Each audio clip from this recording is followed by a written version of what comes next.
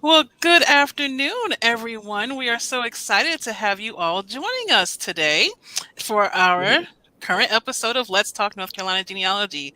I'm Tania Coons coming at you from Nashville, Tennessee. And I'm Renata Yarbrough Sanders right here in Newport News, Virginia. Glad to be back with everybody for our final episode of season 2 of Let's Talk North Carolina Genealogy. Yes, indeed. And we are joined today by Sheila Bumgarner of the Charlotte Mecklenburg Library. And we're excited to hear from Sheila. How are you doing, Sheila? I'm very well and glad to have this opportunity to present again. All right. And do we want to say some quick hellos to our audience before we get into the meat of the presentation today? What do you Of think, Renata? course.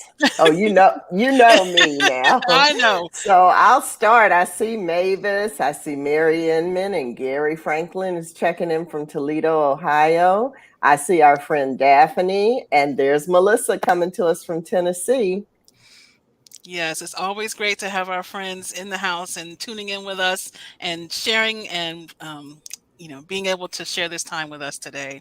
So we're so glad to have you all here. Yes. And, I was just thinking, I never really thought about this before, but it's like if you're one of the early birds, you get your name called. I never really thought about that. So Stella and Margot and Rick and Callie, Celestine, and I'm going to let you say that next one, Tania. What do you think? April, they've commented, say hello. This is April. Oh, this is April. She Virginia. does say that. Oh, good. I was like, okay, I'm going to have to leave that alone. Well, we have a healthy, rather lengthy program ahead today, so we don't want to waste too much time. But it is only 2:01, Tania, and I know we'd like to let a few more people get here with us. So maybe we can just go back to Plan A and just very briefly share quickly with our friends who we believe to be our earliest known North Carolina ancestors. We can absolutely do that. Okay, you go ahead. Okay, you want me to start? So, I think I gave a different answer last time, but in further reflecting, I have a lineage, a line that I've researched, my Cox lineage out of Craven County, where I have been able to trace one of my enslaved ancestors, back to the mid 1700s.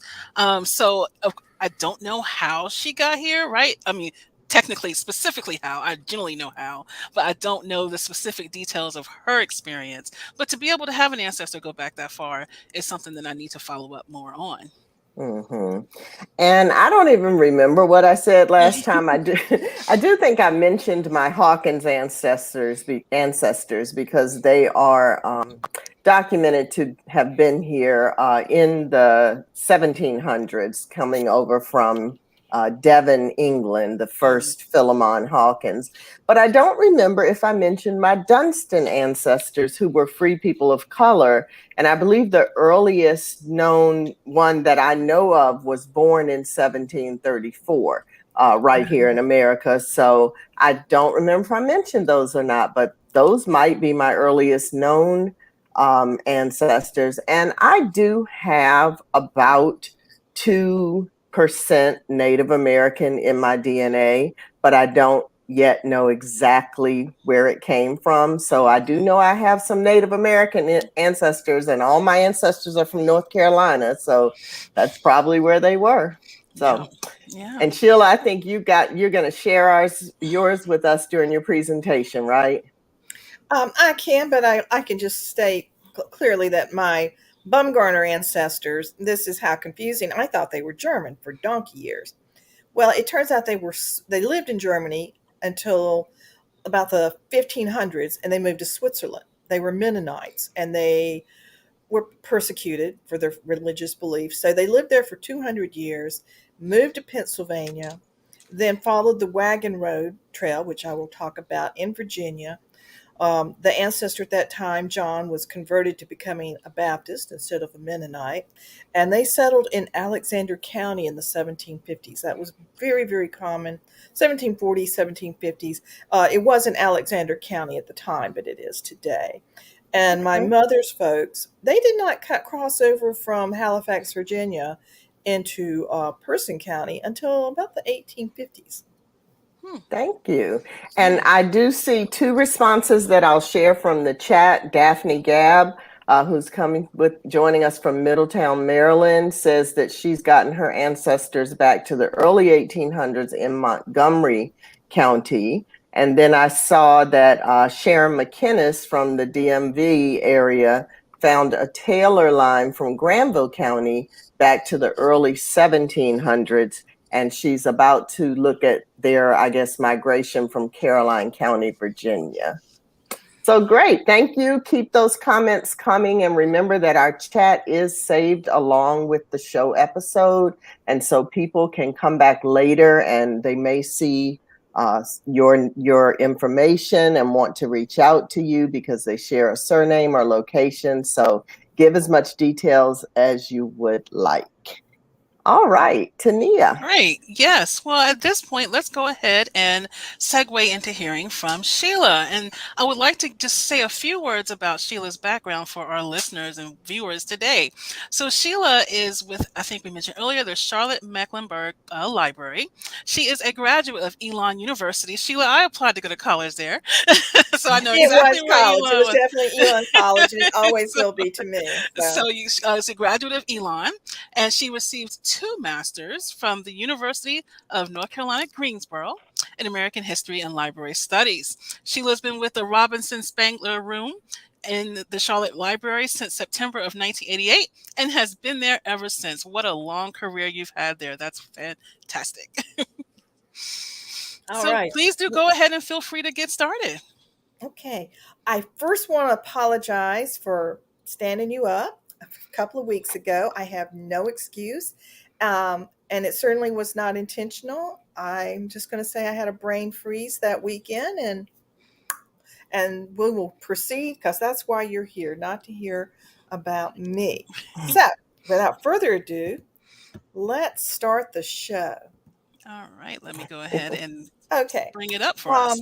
The reason I have this water view is because water is the major port of transportation in the colonies during the 1600s and 1700s.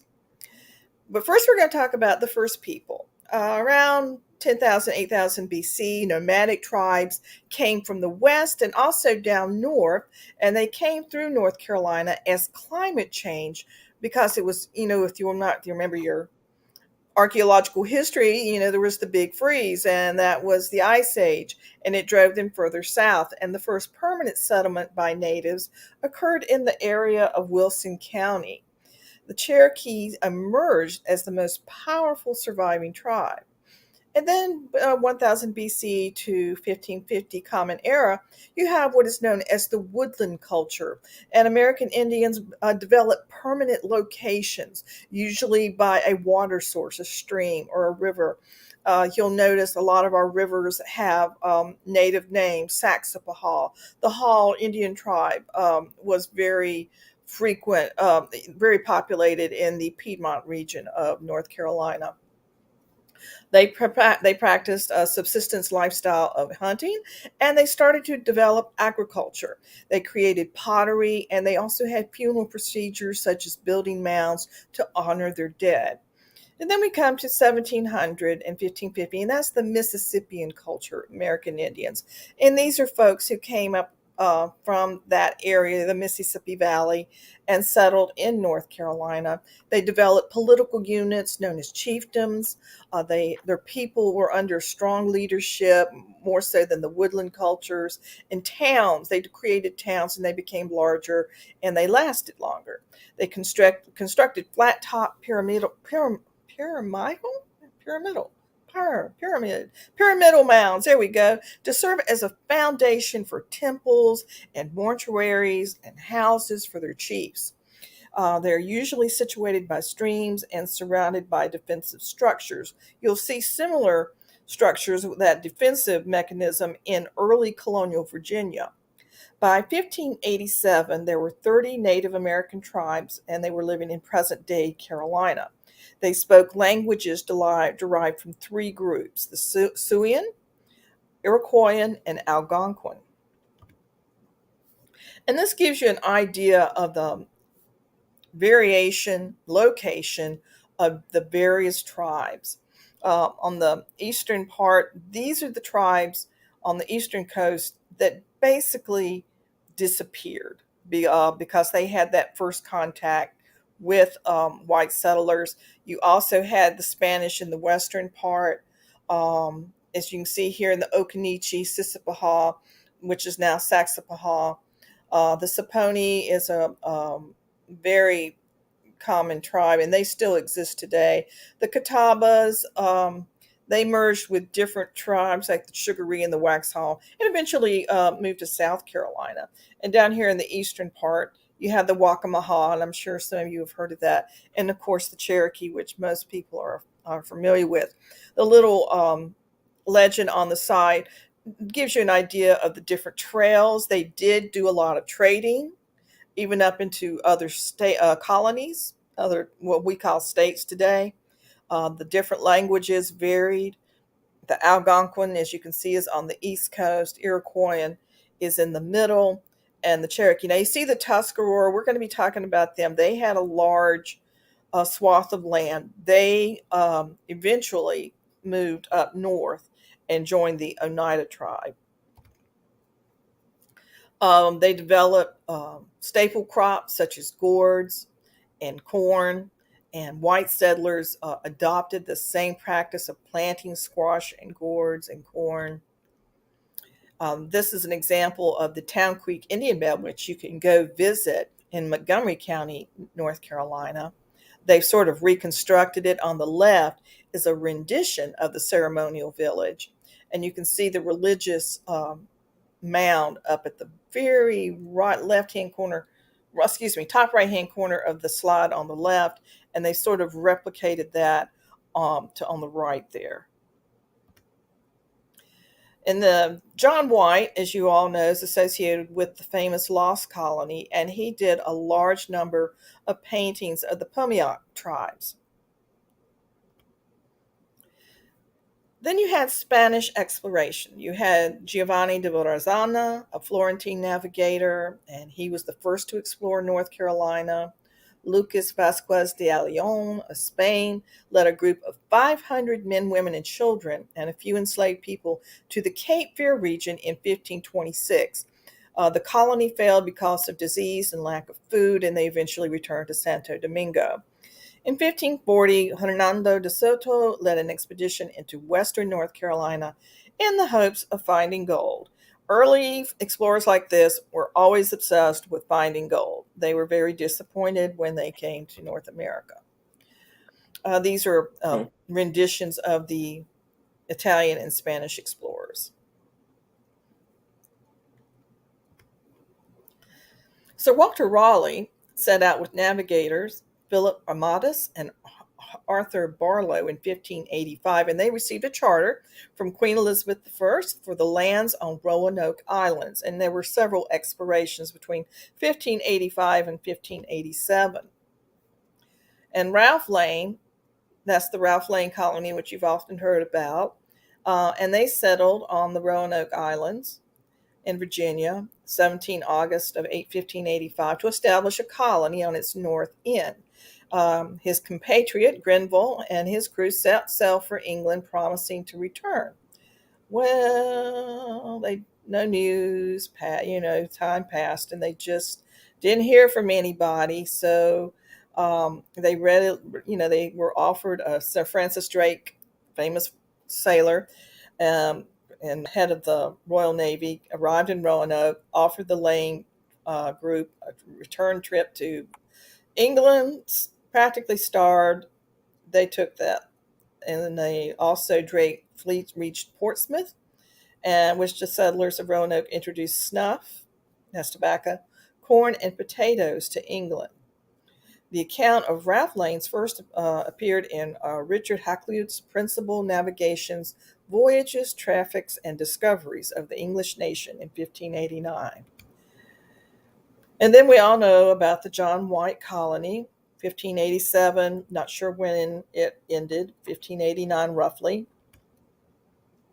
John White returned to North Carolina, and only to discover, they settled there, and he went back to get more supplies. The Spanish War broke out with England. He could not return, and he went back to that area where he had left his own daughter and her husband and grandchild. And they supposedly found a message on a tree saying Croatan, which was to tell them that they had gone to settle with the Croatan Islands.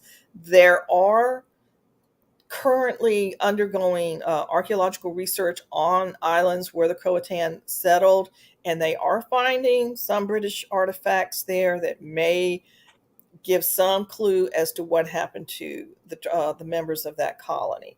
But there's no written evidence of what happened to the settlers. Now, why did these colonies fail? As you can see, St. Augustine, Savannah, Charleston, Wilmington, New Bern, North Carolina's coastline is very treacherous, as we all know. It's called the graveyard of the Atlantic, and the reason being is ships just cannot navigate into very deep watered ports. Even in Wilmington, it's not that deep as you would find in Charleston or Savannah. And New Bern was also a trading place much later in the 17 teens, in the 1730s. But so the migration that took place in this area are Quakers who came down from Virginia, settled in this Albemarle district, as you see here. The two major tribes, again with the Cherokee, this shows how far they were in, the Tuscarora. But I'm jumping ahead of myself a little bit. That's just to show you the ports. And we're going to talk about how North Carolina differs in its population, of how it's populated, because there really weren't any deep-rooted deep ports for ships to sail into. If you're not familiar with the 8 Lord Proprietors, they restored Charles II to the throne. In 1663, he gave them property. And this is a map of the proprietors. And as you can see, the land extended way out. South Carolina and North Carolina are kind of merged together. These are the different gentlemen. You really don't hear too much about the Duke of Albemarle. Of course, that's the Albemarle region. Clarendon, Berkeley. Craven would be around this area, as well as Carteret. But the most of them are in the South Carolina region. Nathaniel Bates was the first fur trader, and he lived among the Shelia Indians, and he purchased from their leader, Kiskatunawa, in 1666, and it is the oldest recorded deed.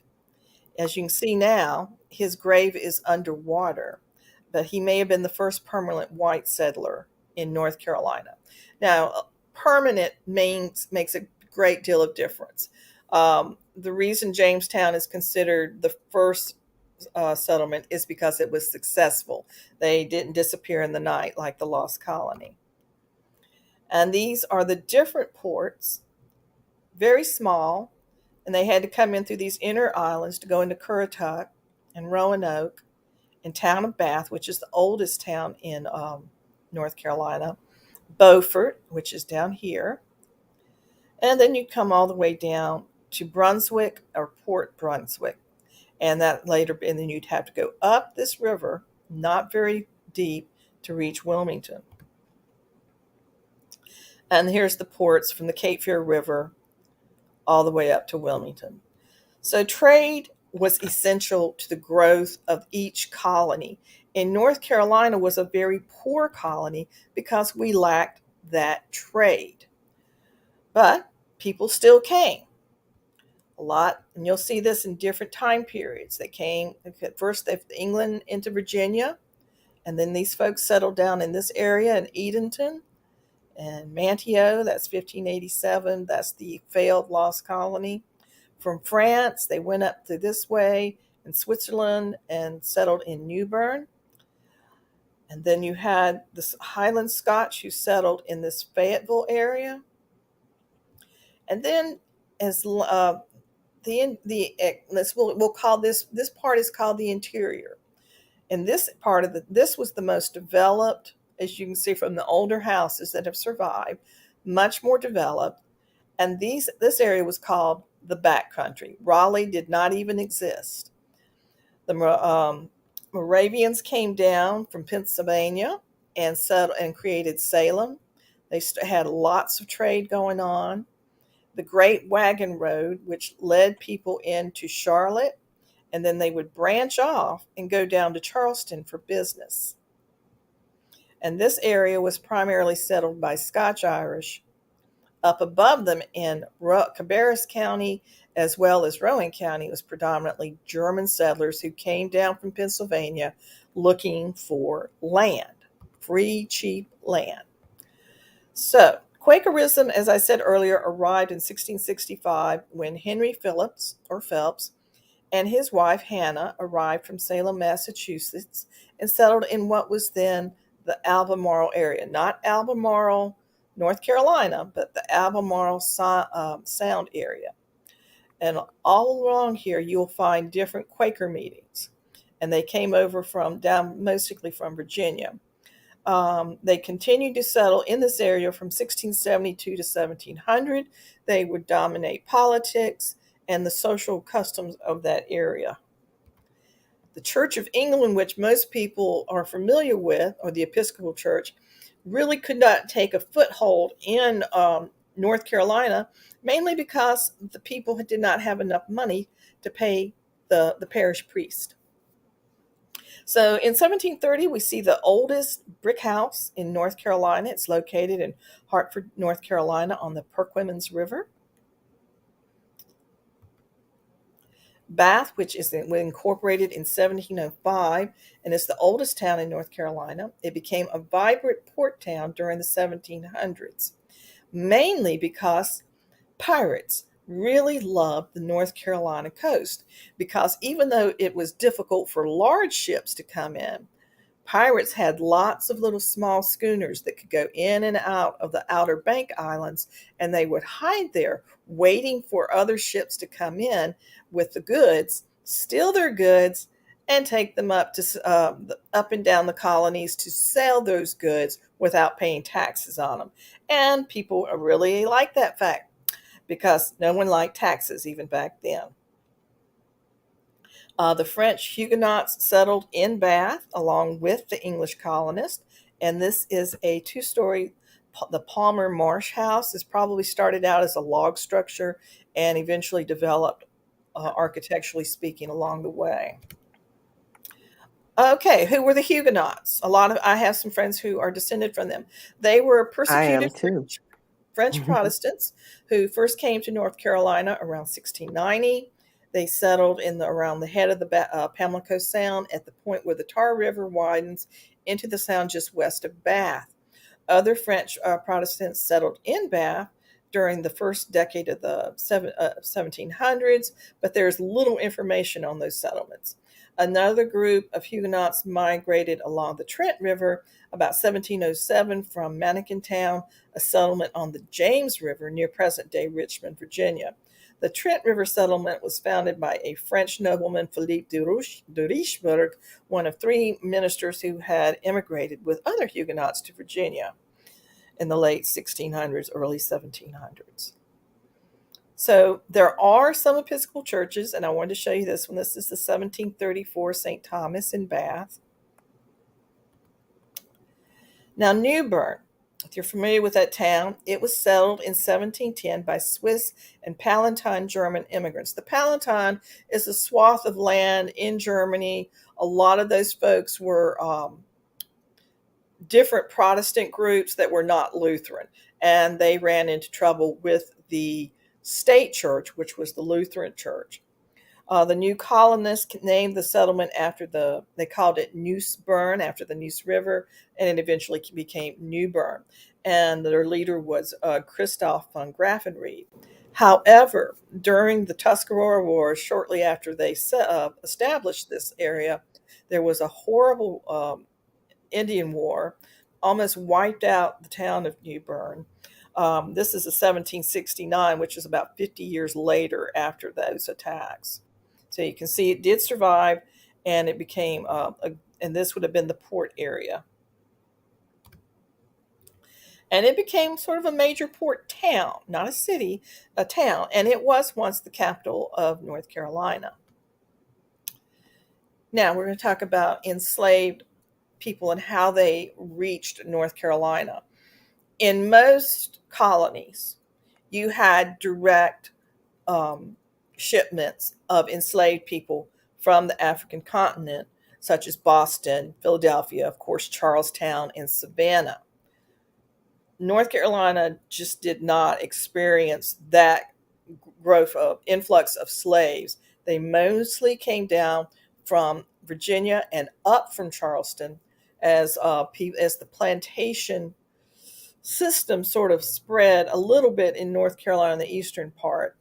Most of these folks were from the West Indies or other surrounding colonies, but a significant number were brought in from Africa, but not directly. When the two Carolinas divided in 1729, North Carolina's slave population was only 6,000, which was rather small for a southern colony. And there were a number of free blacks living in the colony as well. And this just gives you an idea of the various routes of the slave trade. It went all the way up to New York. They would come down here for with slaves, and then they would go up, gather rum, and it was just a vicious cycle. Went all the way into Central America, and of course, here in South America as well. A few actually from the Senegal area came up. Well, they left Senegal, let's just put it that way, and went in about 0.3 million into Europe, 0.5 million into this area, the United States, and a large portion here in the West Indies. Now, this is what was the great influx into North Carolina, and it was the domestic slave trade. And as you can see, Charleston saw up to Salisbury, and then you had folks coming down in here from Virginia. And people would travel up with enslaved people to buy cheap land and have this free labor, which enabled them to prosper. Not so much in the western part of North Carolina. This is from a really good article that you can find online. And it talks to you about the number of enslaved people exported to North Carolina between 1749 and 1767. As you can see, it doesn't really tend to increase until much, much later. They came in from Jamaica, West Islands, Massachusetts, South Carolina, and other mainland colonies. And this is the number imported into North Carolina ports from various locations. As you can see, only in 1771 was there direct contact. And this is another table. And these are the different colonies. And you can compare where North Carolina is to, say, Georgia or Maryland. And totals show that, South Carolina, of course, had the largest number of enslaved people. Sheila, excuse me. This is Renata. Do you know the source for these tables off the top of your head? It is an article I found in the North Carolina Historical Review. I will be glad to send that out to you. I want to say it was published in 1999. Okay. There's a new article out, which I read just before this program. It just came out in the current issue of the North Carolina Historical Review, which really talks about how North Carolina differed from the other colonies in terms of how it was populated, the impact of that on its economy. We just really did not have that trade economy that made Boston a wealthy place or Philadelphia. Right. And this is a great map. It's a little Thank blurry you. here. I tried to scan it as high as I could, but it gives you an idea of where different European and African settlements were. As you can see here, one is English or British, two is African. So you can see these pockets, and this is where the bulk of the black population lived. This area was predominantly settled by the Brits. You have your little pocket here of French Huguenots and your little pocket here of Germans. There's also a little pocket, they left the map out of here in Swiss, but they're right in there. This is Old Salem, Moravians. Moravia was actually part of Czechoslovakia. You have huge German settlements. They still don't really have a good mixture, but they're all scattered throughout here. Also in Alamance County, this area was predominantly Scotch Irish or Scott, yeah. And then you had your Highland Scots. And there's a difference because Highland Scots, of course, is anything, how can I put this? West and north of Edinburgh, Scotland, if you're familiar with your Scottish geography. The Mecklenburg County area, even though it had a German name, was primarily established by Scots-Irish. Presbyterian Church was very strong. Salisbury, very strong German population.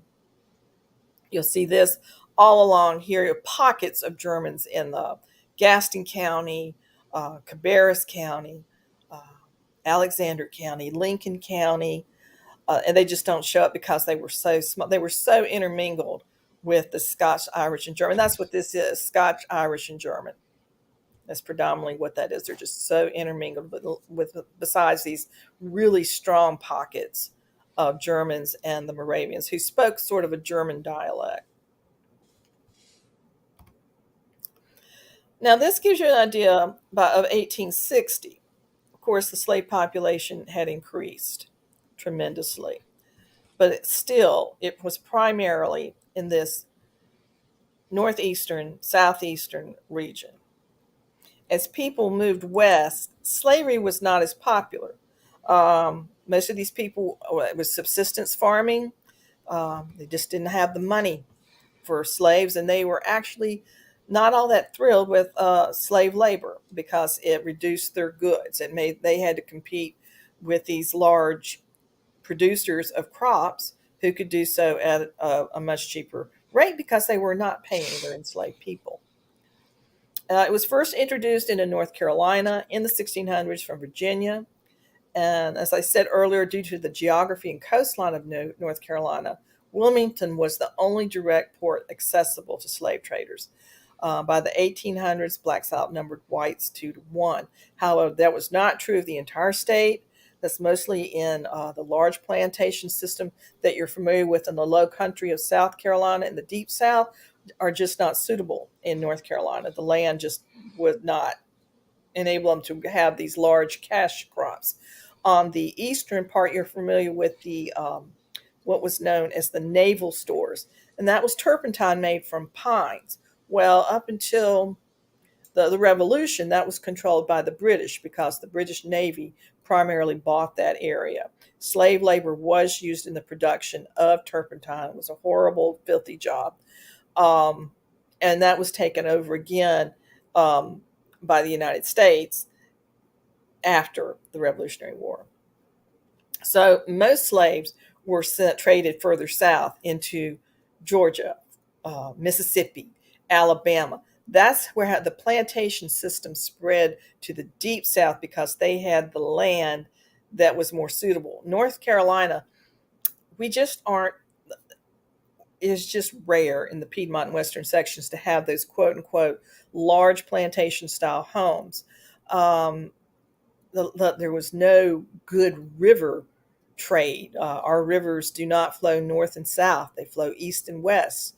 So that part of our geography, again, hindered it. This is just to give you an image of colonial North Carolina. It's going to be colonial anywhere, to tell you the truth. Most people in North Carolina, white people, could not afford to dress like this.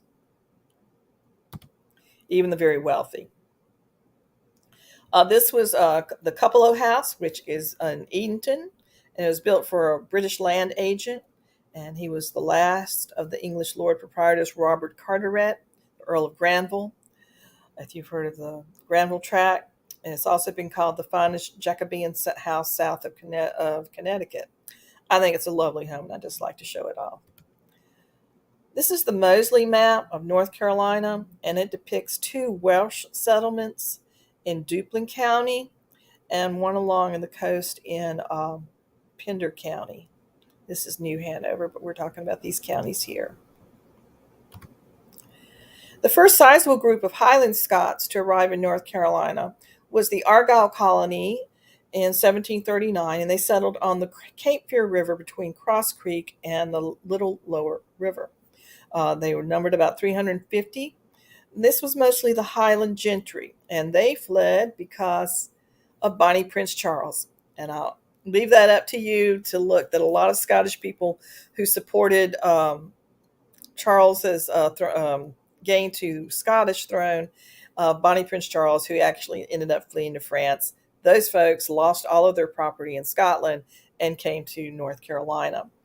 Second wave came in the 1760s in Cumberland, Harnett, Hoke, and Moore County. Wilmington was founded in 1739. Many of its early settlers came from Barbados and South Carolina. Some Highlander Scouts began settling there in Cumberland County around the 1730s. They were very Presbyterian, and the Huguenots who settled in that area, of course, were Protestant, and the Anglicans came from Barbados and South Carolina, and with them, they brought slavery. My niece used to live off of a road called Misery Road in Brunswick County, and it got that name because that was the route that they would bring in slaves from the port of Wilmington into the interior. So here we are in the back country, and this just gives you again a broad swath of locations where people came from. As you can see, here's that wagon road, stopped in Virginia. It's where my relatives stopped and got converted. How you doing? And they came down here, and it would go all the way down to Augusta. In Charlotte, Hezekiah Alexander, who has the oldest standing home, he would take the goods, the furs, whatever people had to sell, and for a small fee, he would go all the way back up to Philadelphia, sell those goods, then bring them all the way back here. Charleston was another route for folks to go, and Camden to make trade, because you can't survive without trade. This is a typical house of that you would have seen in the back country, usually a one-room cabin, maybe with sleeping quarters upstairs, but most likely it was a storage area. This is the John Allen House. They were Quakers. They settled in Alamance County. This little cabin is now on the Battleground. And this is just showing you some North Carolina settlements. And I'm just going to let you peruse over this for a while so you can get a feel for the time periods. You had a lot of traffic coming down here in the early 1700s. And here you have your Swiss Germans coming into New Bern. And then these folks spread out. They follow Indian paths. They take trade routes. And this continues. Counties in this area were not even formed until the 1900s. This area was just not that populated to be considered a county. We have Mint Hill being found in 1750. You have your pockets of German and Scotch-Irish from Pennsylvania. So you can get an idea of who lived where.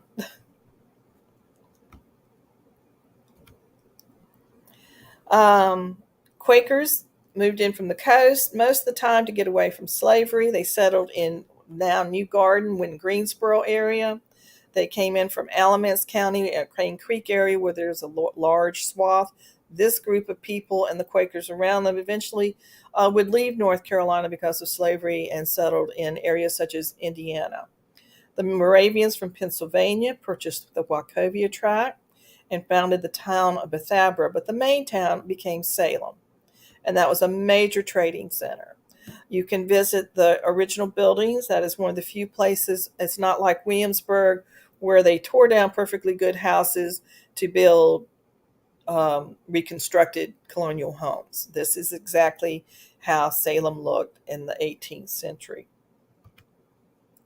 And this is a view of Salem from a distance.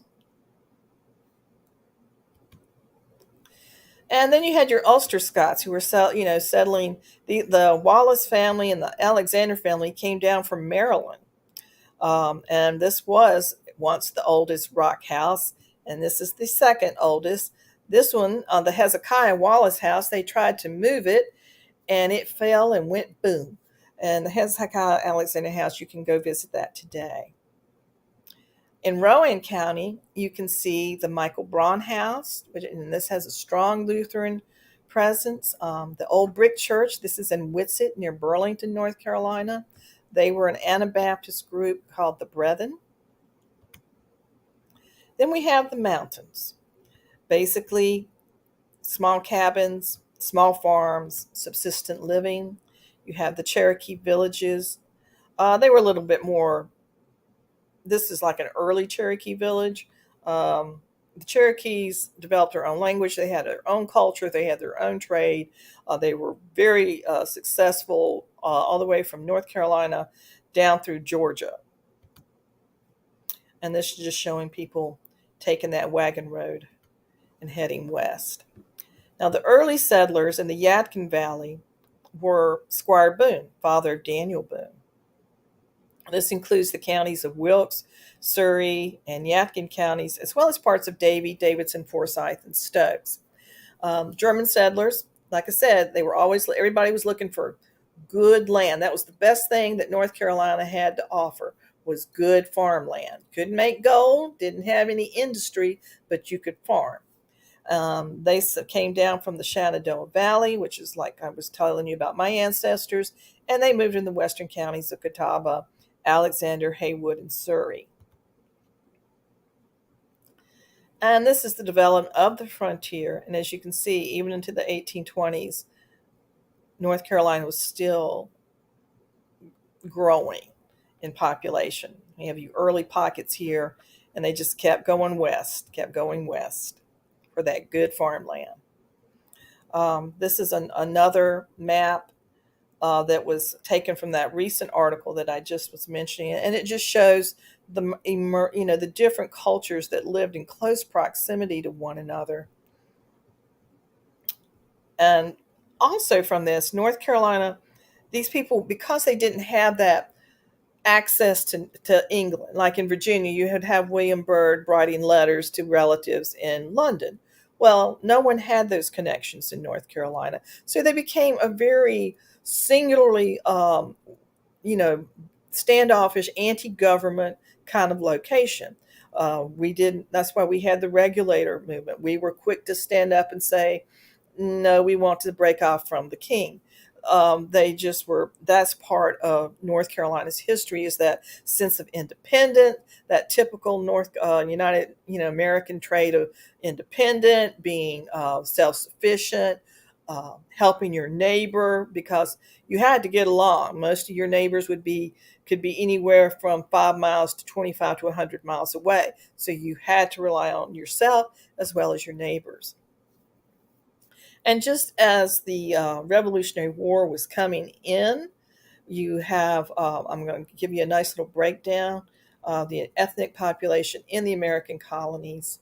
As you can see, the British, and before any other group, you'll have the African population, followed by the Scots, Irish, the Germans, the Dutch, the French, and the Swedish. And then there were other groups, about 5.3%. And then in 1791, George Washington made his couple of stops in North Carolina, where he called Charlotte a trifling place. And at that time it was. But that gives you a sort of a background of who came to Carolina. Who were these people? They came for different reasons, mainly for land, some for religious freedom, and mostly for religious freedom. And they also extended out into the western part, the backcountry, what we could call today the Piedmont area, because of that good farmland, and they could locate a trade route to either Charleston, Salem, or Philadelphia. And that is the end of my presentation. And here I am back again. Do you have any questions? I hope you do. All right. It's a lot to cover, a lot of geography. Some of the things I left out, that ocean transportation was just key to the development of the American colonies. North Carolina did not have it. Our roads were practically non-existent, so it was basically foot travel into the backcountry. Well, I'll tell you one. Oh, Renata, you're mute. All right. I would like to share one point that I found interesting about your presentation, Sheila, is, when doing family history and genealogy, we often talk about the importance of understanding the geography of where your ancestors lived. And this is an even more important insight into understanding the geography of the entire state and who Right. is focused and concentrated where, because that gives you a much broader sense of the history. And so I really appreciated now having that perspective in mind. It's really integrated. People will say, well, why do you have history and geography in the Carolina room? And I said, because you can't do one without the other. Yeah. That's You true. have to understand the history of the area. That will help you, but the geography will give you some guidance of how the area developed, who would have lived where. You're always, when you're looking at deeds, they're always mentioning a creek or a river because you had to have water. Mhm. Yep. Well, I actually kind of shocked that we don't have any questions in the chat just yet, but that just means you did a very thorough presentation. Now, I actually did write down a couple of things to mention or to ask you about. Sure. And there is a question about the library. So let me ask that first, and then I'll come back to my questions. Stella Taylor says in an earlier presentation, I heard the main Mecklenburg Library is closing in October due to construction. What is the closing date, and will the research room be open at a different location? Okay. This has been such a long story. Friday, I pulled out this sign that I had created for supposedly my last exhibit, and it was dated 2018. So that was 3 years ago. So officially, the Carolina Room will continue to take appointments up until September the 17th. After that, the entire art department will no longer be doing reference work until after October 22nd. We'll pick up on October 25th. We will be having to work from home for a few months, 4 or 5 months, until the support service center is ready. And we went for a tour of that last Monday. Due to the pandemic, they are behind on the construction of the support service center, and they could not get a second generator, which is, you have to have that to pass code. Let's just put it that way. Thank you. Okay, originally, we were told we were not going to be able to do reference work from there, which we all boo-hooed, got angry, shook our hands at the sky and everything else. And then last Monday, we were told, here's going to be a little room where you can have people to come in. So I am keeping my fingers crossed that that person is right and everybody else is wrong. That's our plan. So that hopefully we have been told February to March. Now, we have to be out of the building by the 22nd of October. Sometime in November and December, my beloved building, where I have spent most of my career for the past 33 years, will be imploded, and they will start construction on the new building. I've heard anywhere from 3 to 4 years. Besides the support service center, we will make appointments and take materials out to branches to work with people. We will also have the online version, and you can always call, write us. Most people email us. We will do the research for you. You get a good deal because we normally don't do that, but that's what we've been doing since the pandemic, and it's worked out really well. Everyone's happy. We will make copies of pages from books if you require. If you require us to do one-on-one genealogy training sessions, I make myself available, and I have another colleague who can do that. And I will be doing programs, hopefully in person soon. So far, we've been told not at least until after November. But so we're doing a lot of Zoom programming, kind of like what you Thank do. you. Thank So you, that's Sheila. it in a nutshell. Great. Okay, so I wanted to ask, and I think I'm going to take one of these questions off. You showed almost near the end, you showed a slide with the populations in 1775. And you had the English, African, Scottish, all of that. Do you remember what I'm talking about? Yeah, that's Okay. So where were the Native Americans on that? I didn't see them accounted well. for. Let us go and talk about census and the Native Americans. Oh, was this just from census data? Yes. Oh, okay. I'm sorry. I probably understand it myself now, but go right Yes, ahead. if most of you know, Native Americans were not counted on the census until, I want to say, sometimes they will be. 1930s is the earliest I think I've seen large swaths. They had separate census for whatever reason. I have heard that their population has increased with this with the 2020 census. I'm happy to hear about that. And you were talking about your native folks down the eastern part. You might want to try checking with the Oneida tribe. The Tuscarora tribe that was in eastern North Carolina merged with that tribe after they were defeated. They did not see a future for themselves here in North Carolina, and they left the state. A few settled and merged with other tribes, but I know the lines that it came from. I just don't know. I don't know back to who the Native people were yet. and there were just oodles of tribes in that area. Okay, I'm going to say something to our viewers in case people are starting to leave, and then I'm going to come back with my last question for you.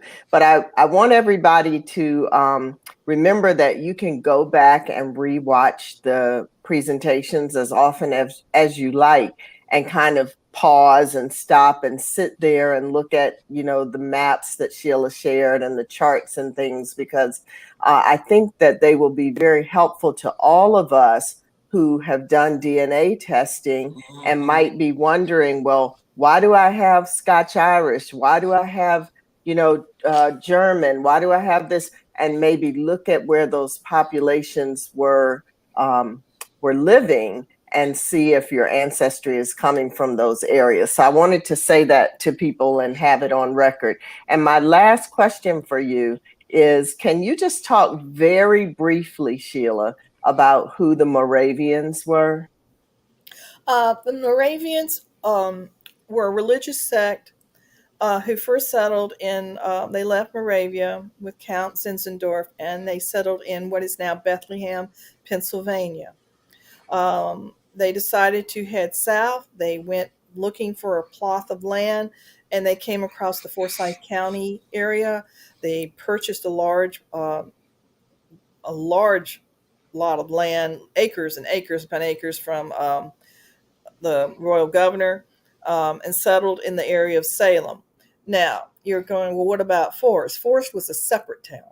It did not form until the 1800s. And, no, excuse not there. The town of Winston did not form until much later. And they eventually merged the two towns. Winston outgrew Salem. They are a unique sect. They have their own. Today, it's more Episcopalian. That's if you went to a Moravian service, it's very Episcopalian. The women, the single women, they wore bonnets. The single women wore pink. Widows wore white. Married women wore blue, and little girls wore cherry cherry red in their bonnets. They were very similar, and they were pacifist up until about the Civil War. But in the Civil War, they were not, and they even had a band in one of the units from that area. But they started out in Bethabara, but Salem just was a better trade route. It was directly on that Pennsylvania Great Wagon Road trade route. The place where they had the tavern, that was a very popular area.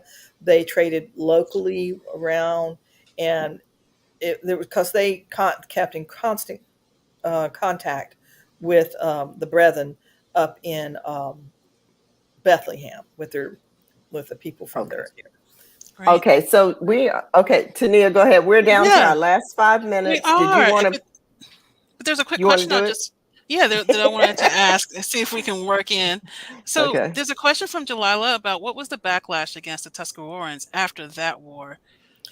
It was, well, the British troops didn't really come in, and because they just couldn't meet in this area, so it was basically the local militias, and it was wholesale slaughter. Yeah. They murdered their leaders. Well, in battle, they somehow or another they managed to overcome, because it was considered one of the bloodiest Indian wars in North Carolina, was the Tuscarora Indian War. You just didn't have British troops in North Carolina up until Cornwallis came a marching through. All right. Thank you. And All right. Daphne Gabb would like to know if you have a reference sheet or maybe any kind of handout for the maps that you showed. I don't, but I will gladly send that to you. Okay. North Carolina Historical, you can just Google this really, and the new North Carolina Historical Review. But in the latest issue, it had some of the really good maps.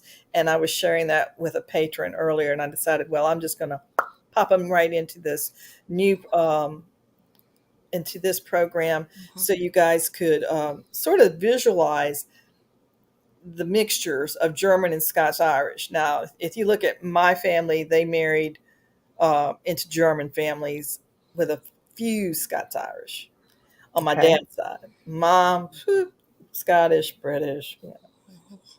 But And we'll take the one last question is from Jennifer Smith Wyatt, and she wants to know if you have any information on the Saponi Indians in Person County and any intermingling with Blacks. that is a good question. The reason I investigated that personally is because my mother's aunts, my great aunts, tend to look Asian as they aged. And I asked an anthropologist who I was we were sitting around, and the guy said he was an anthropologist, and I mentioned this to him. He said, well, that may mean that you have Native American DNA. I do not. My cousins do, who are closer in relationship to that side of the family. So I thought they might be connected to the Saponis, but I found out that these people lived in Halifax, Virginia. So, but the Saponi tribe, there is an area in Person County, and also they sort of kind of moved into Alamance County, and they call the area Little Texas. And it was, I don't know how these names get about, but anyway, that's what it was called. And it was a merger of African American and Native. There's not as much of that, though, that is commonly thought. I mean, I thank God for Dr. Lewis Gates for telling us, that a lot of that, my Native, heritage is not true. It's not accurate, but in some cases that is true. And the Cherokees actually enslaved people. There's a whole genre of study around that area. Yeah. Well, we'd like to thank you again, Sheila, for a wonderful presentation. And I know that I'm going to be going back and pausing it in a couple of places and okay, that line came from there. So maybe they were this, we'll see what happens for me. Just a reminder that the chat is saved along with the presentation. And so if you want people to be able to come along and see what your surnames are or your locations are, feel free to put it into the chat. You have many compliments in the chat. Yes. Sheila, Tony Grant, who says, thank you for this wonderful talk. Several people have said just a wonderful presentation, interesting presentation. So you make sure you go back and read the chat too, so you can grab your compliments, Sheila. Well, thank you all. It's a lot of information to put in 1 hour, but I just wanted to show you the maps, and I'm so glad that you can go back and pore over them and follow these routes, because it really gives you a great appreciation for how the state was settled. You know, we're not part of that, what they call Atlantic history colony type thing that you will see throughout most of the American colonies, because we didn't fit into that mold, especially, but that gives us a uniqueness and also helps us in a way figure out how our state was populated and where our folks came from, which is what it's all about. Absolutely. Yes. All right. Well, we would like to thank everyone who joined us today. It's so great to see so many of our regulars, and also to always see new faces with us. So please share, spread the word and share about Let's Talk North Carolina Genealogy from your own platforms, and encourage your friends to go back and watch season 1 and season 2. We are going to continue with our chats, because by popular demand, we've been asked to. And so our next chat is scheduled they will all remain on the 3rd Sunday of the month. And so our next chat is scheduled for September 19th at 2:00 in the afternoon. Could I answer a question I'm seeing here on the chat from George Fleming? Sure. He wants to know if Blacks were part of the Quaker movement in North Carolina. This was a big part of North Carolina history. At one time, before some Quakers did own slaves, it came down from the Society of Friends. Eventually chose to say that this is not in practice, not in keeping with Quaker testimonies. So they started this practice of buying enslaved people and letting them go. And this made the local government and local people just furious. They were just enraged. So the state colony, before it was even a state, the colonial government prevented them from doing this. They established abolition movements. They had ways of getting free Blacks out of the colony. They also participated in the Underground Railroad. North Carolina did have a manumission society, and it was predominantly Quakers and other religious groups. So, but as part of being part of the Religious Society of Friends, we did a terrible job of integrating our meetings up until, I'd say, up north more so, but down here in the South, not nearly until about the 1950s. Thank you. Tania, any closing words? Yes, I would just like to maybe invite, if you have a question and want to get in touch with Sheila, we'll make sure to share her contact information in the show notes. And please contact me. Yes, so you can follow up directly with her. And we did put into the chat, we invite you to sign up for our email list so you receive a notification of the Zoom login details for the research chat on September 19th. And of course, we want you to like and follow us on our Facebook page and engage with us there. So that link has also been included. But there are additional comments coming in, Sheila, for a great talk, and we really appreciate your time today. My pleasure. All right. Thanks, everybody, and have a wonderful, wonderful day. And please stay safe, please. Definitely. Bye. Bye, everyone.